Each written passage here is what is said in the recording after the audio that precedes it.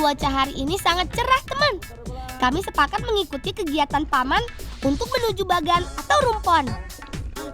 Nah, di jaring ini ikan-ikan terperangkap dan siap untuk diangkat. Amore, sita, kiputar sita. Ya, pula balik na bola na. Amore, boy, kapar balik na ya, boy. Setelah jaring terangkat, siapkan alat tangkap. Panen ikan pun dimulai. Bulang, bantu ka na. Makai balik na siya ya. Lang ke pada reko makan riang. Wih, lumayan banyak nih hasilnya, teman.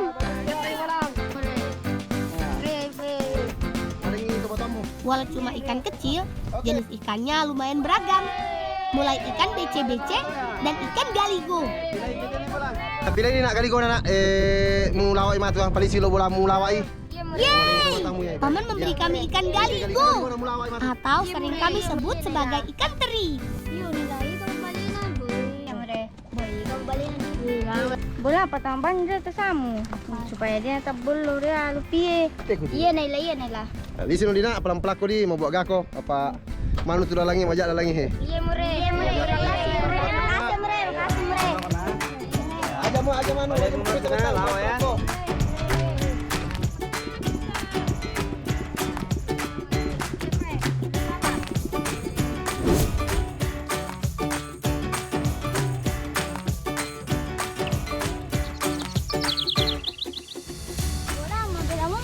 Iya, mabela mompa. Orang yang lagi makan lupa jalan ke cabimu. Iya. Panua Pendrawase. Perkenalkan, kami si Bolang dari Desa Waituo, Kabupaten Pinrang, Sulawesi Selatan. Kabupaten Pinrang tidak hanya dikenal akan kekayaan lautnya saja, tapi pertaniannya juga. Karena menjadi salah satu lumbung padi nasional dengan kualitas beras unggulan. Jadi jangan heran, sejauh mata memandang, sawah hijau membentang.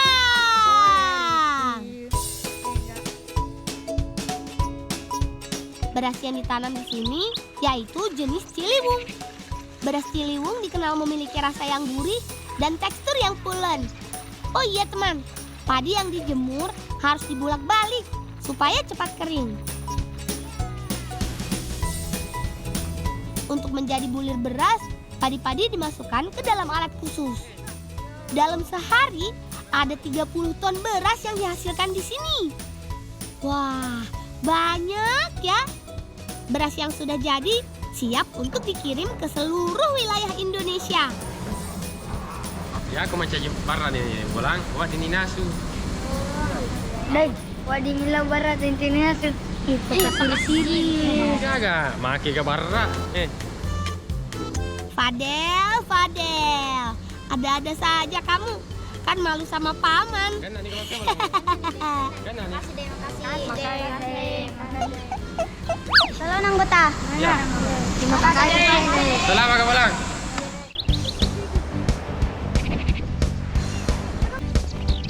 Waktunya kita membuat olahan dari ikan teri ini, teman. Namanya lawak. Hidangan ini sangat digemari masyarakat pesisir Pinrang. Kupas mangga dan cacah menjadi kecil. Jangan lupa bersihkan juga ikan terinya. Ikan teri khas daerah kami ini bentuknya lebih besar dan memanjang dengan daging tebal. Mengolah lawak teri tidak perlu dimasak. Cukup dicampur dengan perasan jeruk nipis dan mangga muda. Nah, tingkat keasaman jeruk dan mangga yang tinggi akan membuat ikan teri bisa langsung dimakan dan terbebas bakteri.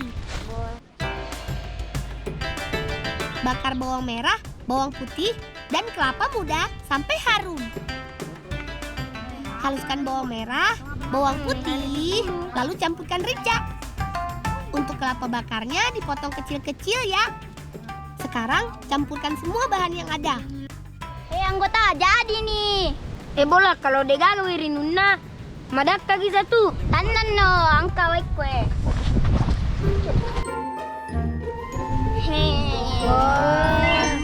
Kaluku makan gani inut tamatu sabakaluku segar. Bye. Sana si Bulang. Siapa dulu? Si Bola. Lalu. Kan jatungan ni matu ya inunne.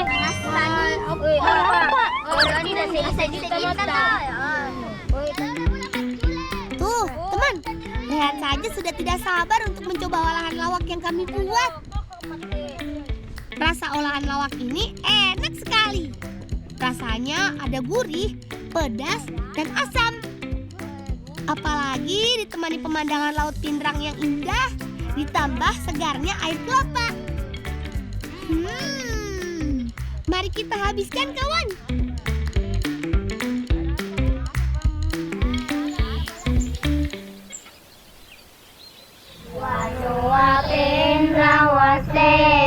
Di mana ada Rehan, di situ ada kecapi. Walaupun belum terlalu mahir, Rehan sangat suka dengan alat musik ini. Bolang. Tiga kalau main balik kak. Kalau balik ni amure. Mena. Ayo. Saatnya memberi pakan itik nih, teman. Di kandang ini, ratusan ekor itik diternak untuk menghasilkan telur. Padahal Rehan, puluh misija telur ya Pak Megan. Iya mure. Telan. Itik-itik milik paman ini adalah itik petelur organik dengan pakan pilihan.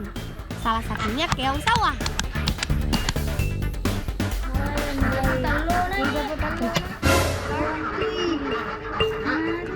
Boy, pati kesnar na kecapiku. Apuran ni matu pi pada cengin na kecapimu. Kalau bani je talu iti. Mana ko? Mana pun. Oh iya, teman. Perawatan itik organik ternyata berbeda dengan itik biasanya.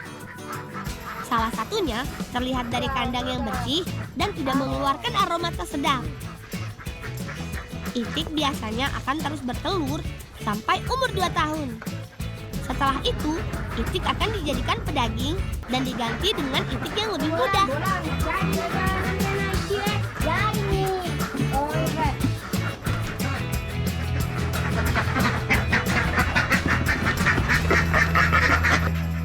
Oke, itu nih bawa matu lo acara nama tu beta.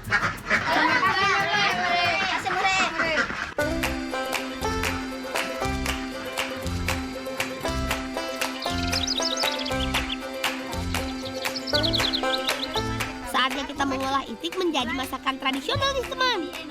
Bersama dengan kakak-kakakku ini, kami memasak satu sajian yang enak. Di desaku, masakan ini biasa ada dalam acara tertentu, seperti menyambut tamu, syukuran, dan pesta pernikahan. Kata guruku, olahan nasu itik paleko menjadi salah satu kuliner kebanggaan Pindrang dan sejumlah wilayah di Sulawesi Selatan lainnya.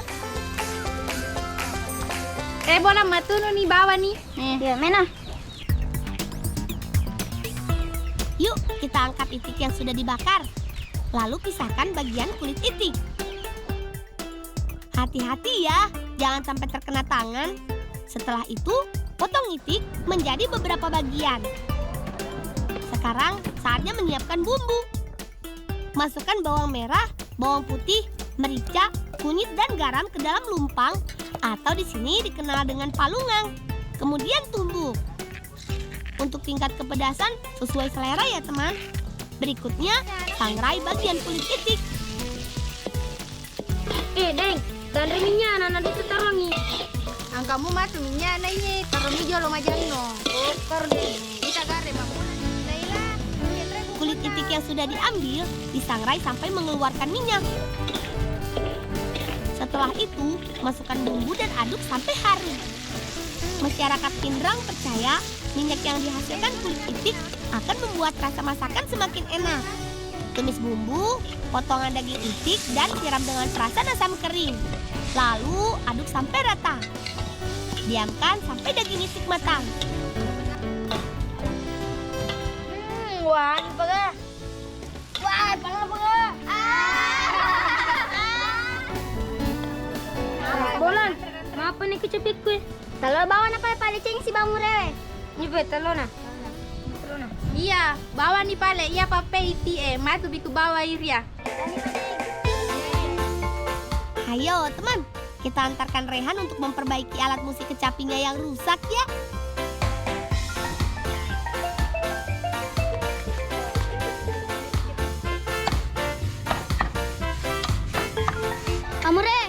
Mari bolang. Oke, anu na lare amre, masolang ya amre. Oh, gampang. Ame, apa dicengak kok? Teman, di tangan Paman Sabri ini berbagai alat musik kecapi dibuat. Kecapi khas Pindrang berbeda dengan kecapi daerah lainnya. Kecapi Pindrang lebih sederhana dengan bentuk kecil memanjang. Kecapi Pindrang dibuat dari kayu aji pinasa atau lebih dikenal kayu putih. Kayu jenis ini tahan lama, ringan, dan menghasilkan suara yang merdu. Kajak nih. Pak Dino mak guru si Pemat tuh mundri nah. Oh iya, makasih mure. Enak udah, panjalan nih kecapi mimil kasih makilong. Tuh kan, gak butuh waktu lama, kecapi Rehan sudah bisa digunakan lagi. Matu perewing itu ketua acara nah. Oh iya mure, puran kiman naso mure, tanan kia mure.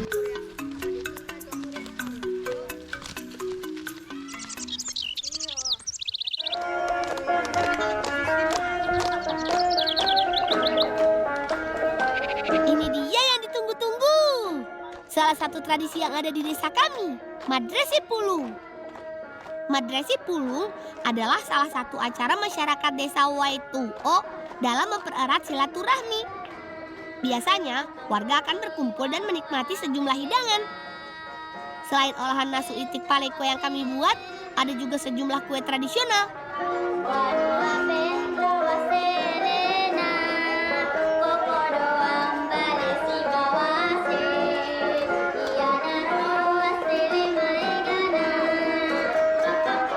Di penghujung acara, kami dipersilahkan untuk menyantap hidangan. Masakan nasu itik paleko rasanya memang enak sekali. Apalagi menikmatinya di acara spesial seperti ini. Nasu itik paleko rasanya pedas gurih dengan daging itik yang lezat. Semuanya terlihat bahagia. Ditambah dengan kue-kue khas Pindrang yang manis. Senang rasanya bisa ikut dan belajar dalam acara tradisi seperti ini.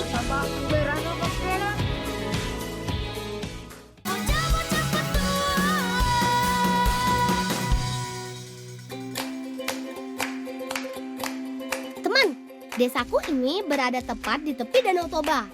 Selain panoramanya yang memanjakan mata, Bakara memiliki kuliner serta tradisi nenek moyang yang sampai saat ini dipertahankan. Salah satunya ini nih, yang akan kami buat ini. Ada telur, gula, mentega. Aku dan kawan-kawanku akan membuat kue ketawa yang berbahan dasar tepung terigu. Kita langsung buat adonannya yuk. Pertama, 8 butir telur dikocok. Lalu campurkan gula putih supaya ada rasa manisnya. Supaya semuanya tercampur rata, mengaduk adonan tidak boleh sembarangan teman. Setelah adonan halus dan rata, campurkan mentega. Supaya lebih cepat, kami mengaduknya bergantian. Sekarang, adonan telur dicampur tepung terigunya.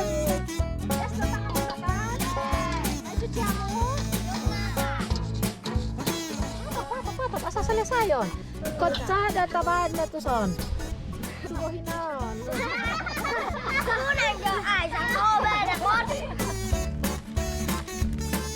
Sambil membuat adonan, persiapkan juga peralatan menggorengnya.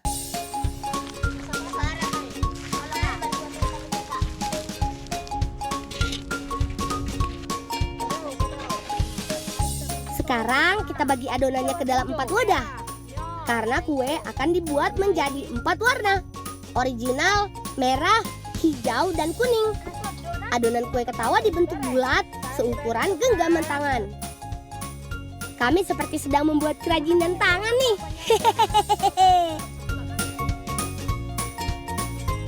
Terakhir, permukaan luar adonan yang sudah dibentuk kita balur dengan wijen. Wijen juga bisa menambah rasa loh.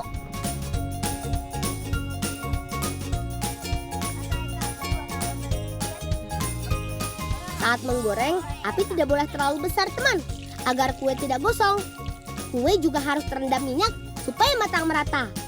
Saat digoreng, adonan merekah dengan sendirinya. bentuknya menyerupai wajah yang sedang tersenyum atau tertawa. Makanya kue ini disebut kue ketawa.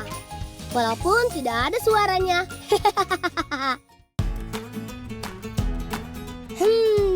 Aromanya bikin lapar, teman. Sekilas bentuknya mirip onde-onde ya. Setelah ditiriskan, kue ketawa siap disantap. Lega kan? Kita cobain yuk.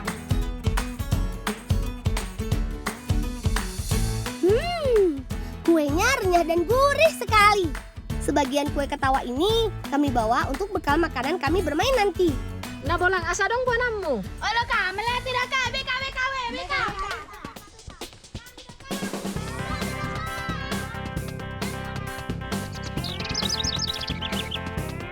Teman, petualangan kami di Bakara masih berlanjut. Aku dan kawanku akan berenang di air terjun Sigota-Gota. Air terjun yang berada di Desa Tipang, Kecamatan Bakti Raja ini merupakan bagian dari Sungai Sipultak Hoda. Air terjun Sigota-Gota bertingkat 3 dan dikelilingi perbukitan. Indah banget ya, teman. Aliran airnya juga digunakan warga untuk mengairi sawah. Air di sini bersih dan sejuk banget. Keren banget deh pokoknya lokasi bermain kami. Bermain perahu-perahuan dengan batang atau gedebok pisang pasti seru. Batang sengaja kami hanyutkan ke aliran sungai menuju ke arah desa. Mirip pelampung, batang ini akan terus berada di atas permukaan air. Pegangan pada batang pisang, lalu berenang mengikuti aliran sungainya. Seru!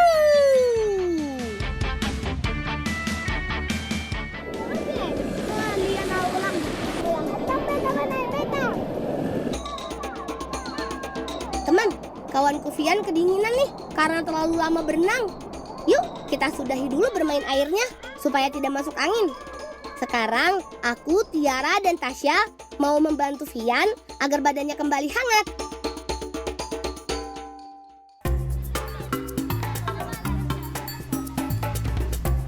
Teman, kami mau membuat martu, yaitu sauna tradisional yang menggunakan tumbuh-tumbuhan. Sebelumnya, kami harus mencari bahannya dulu. Martup menggunakan tumbuhan yang banyak menghasilkan minyak atsiri, yaitu minyak yang bermanfaat untuk kesehatan tubuh. Nggak susah kok mencarinya. Kami sekaligus mencari rimpang untuk dibuat minuman. Tasya mencari serai wangi. Tanaman berdaun panjang ini sekilas mirip seperti ilalang. Serai wangi termasuk salah satu tanaman penghasil minyak atsiri yang cukup penting loh. Kandungan minyaknya biasa dijadikan penghangat badan atau pengusir masuk angin. Tasya mencari daun pisang yang sudah kering, yang dikenal di sini dengan sebutan bulung ni pisang. Meski tidak sepopuler daunnya yang masih berwarna hijau, daun pisang kering bermanfaat sebagai bahan martup kami. Aku mengambil daun halas, teman. Mirip seperti temu kunci ya. Tanaman ini juga mengandung minyak atsiri yang tersebar di setiap bagian tanamannya. Mana jemur buton?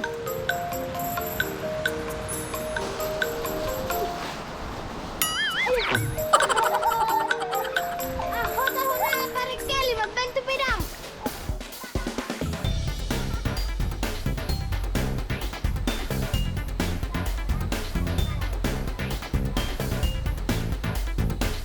Setelah bahan martup terkumpul, aku dan Tasya mencari kayu untuk membuat bilik atau tempat saunanya. Untuk membuat biliknya, hanya menggunakan kain yang dibentuk persegi seperti ini.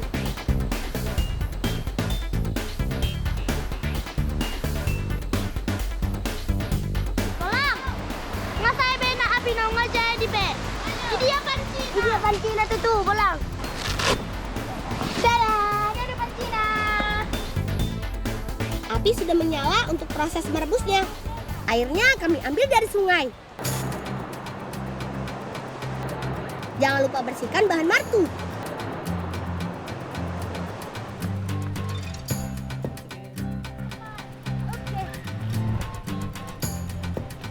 Supaya muat dalam wadah panci, kami memotong bahan martup menjadi lebih kecil. Yan, meli ada peho. Tidak ada pipi. Tidak tiara melang. Siap. Balik na pineda na sa pinate.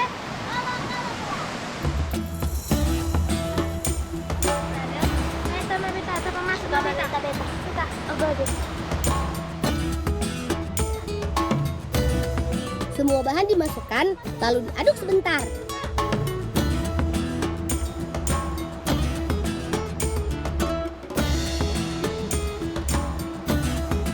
Setelah itu, ditutup sampai mendidih.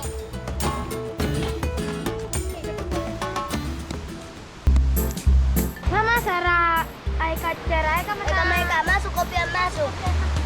Teman, pancinya sudah siap dibuka. Langsung kita bawa ke bilik yuk. Penguapan dan pengasapan dari rebusan air seperti ini sudah ada sejak dulu. Namanya sauna ala tradisional.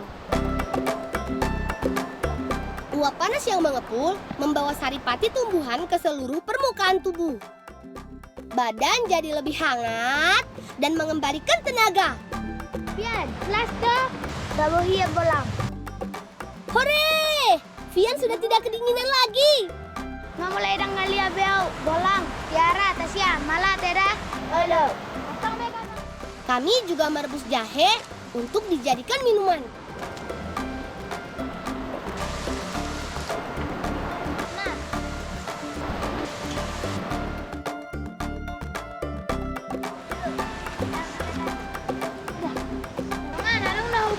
Ali. Selesai martup, perut kami jadi lapar. Untung ada kue ketawa tadi.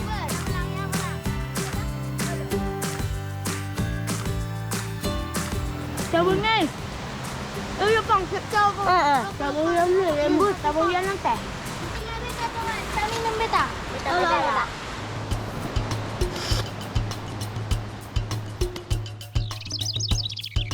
Teman, kata kakak, di kampung akan ada tradisi membosur-bosuri, yaitu syukuran 7 bulanan ibu hamil. Aku mau membantu pamanku mengambil pewarna alam untuk tenun ulos dulu nih, yaitu menggunakan daun alpukat. Kami mencarinya di sekitar Danau Toba. Untung posisi daun tidak terlalu tinggi, jadi mudah dipetik. Semua jenis daun alpukat ini bisa diambil teman. Bulan, nga boy, nga cukup benasai. Anon, paguraku, dari kega. Ola tulang, at mereka mamulai dari beta.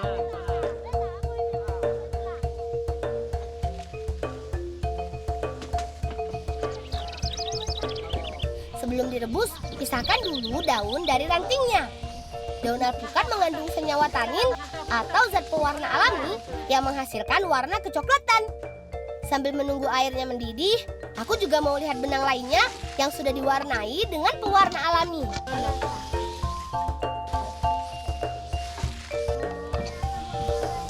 Tadang pohon mahoni, lima omai. Mau warna hitamon, ian daun ketapang.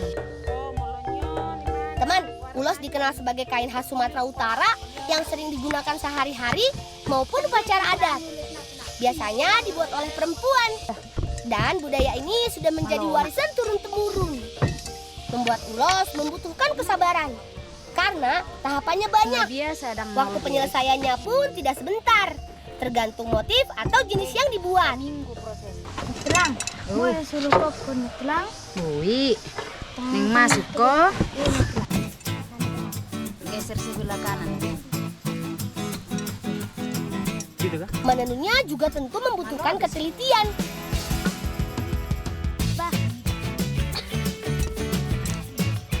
Bolang. Roh, ngagura kon, kata tuang. Setelah mendidih, rebusan daun alpukat disaring terlebih dahulu.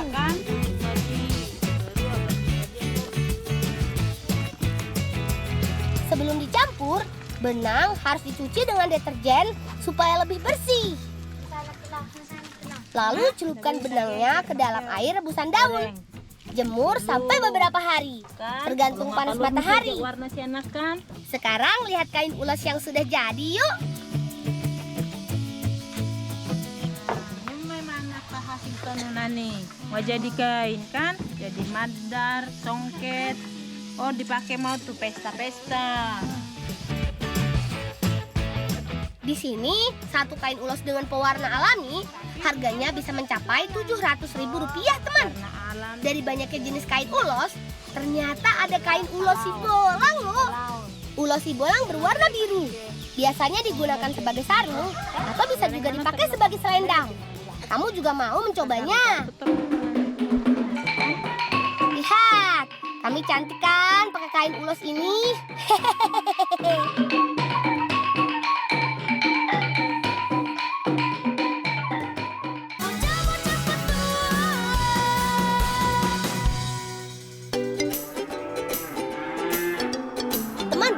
Sebelum tradisi membosur-bosuri dimulai, kami mau membantu memerah susu kerbau untuk dijadikan sajian saat acara nanti.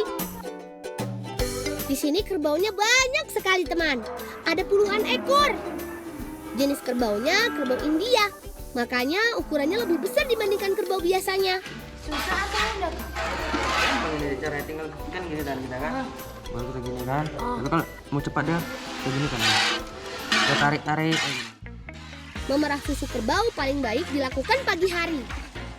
Saat diperah, kerbau dimasukkan ke kandang khusus terpisah dari kerbau lainnya. Tujuannya agar susu tidak terpapar bakteri. Saat akan memerah, kami harus tenang agar kerbau merasa nyaman dan tidak berontak atau stres.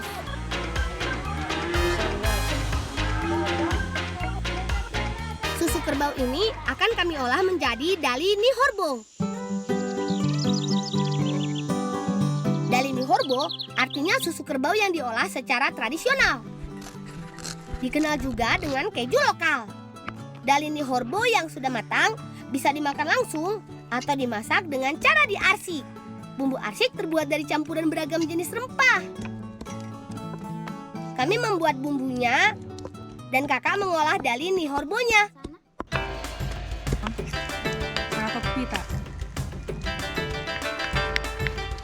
Semangat gitu. Tambah air perasan daun alo-alo untuk mendinginkan dan memadatkan susu.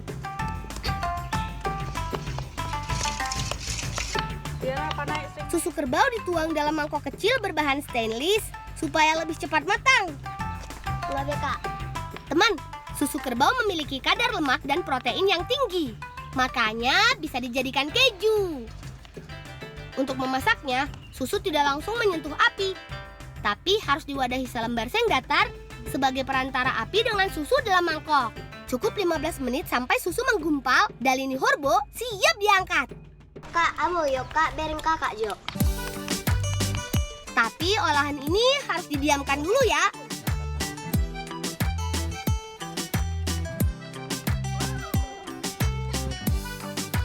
Sambil menunggu, kita olah bumbu arsiknya.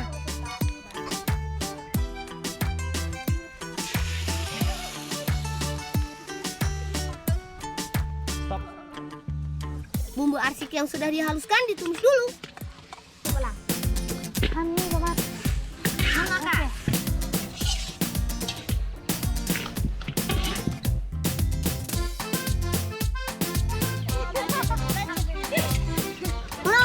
Kamu terus, buat susunya itu son.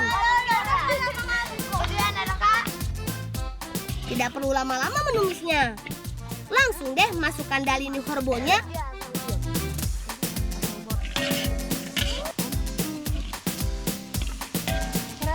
Tahu kak, kan hijau. Kakak, hijau coba jo kak, hijau bahari kak. Aupe kak, aupe nak. Pemada? Halo kak. Kasih ini kak. Bukan. Coba kak. Nah, Siapa nih orang? bukan. Mau nampak tarik lagi. Ternyata teksturnya seperti tahu putih, teman. Menggugah sekali ya. Aku jadi lapar. Tapi belum bisa dicicipi. Nanti saja saat acara tradisi berlangsung.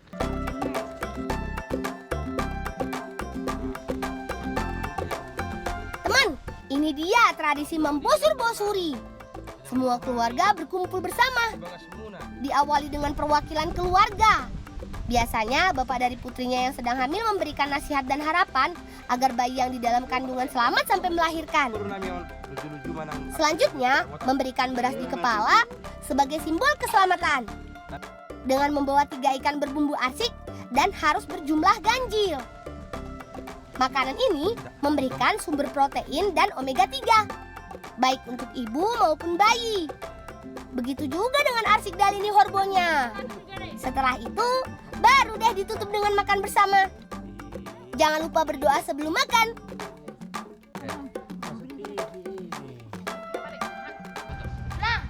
Oh ya, lakukan tulang.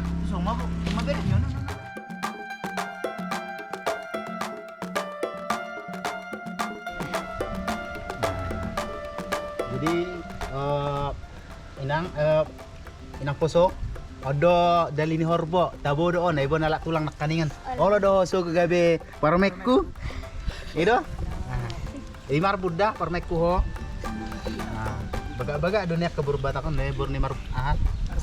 Olo. Halang inang. Mana inang? Teman, tetap selalu lestarikan adat dan budaya Indonesia ya. Salam cinta anak Indonesia. Salam bocah petualang.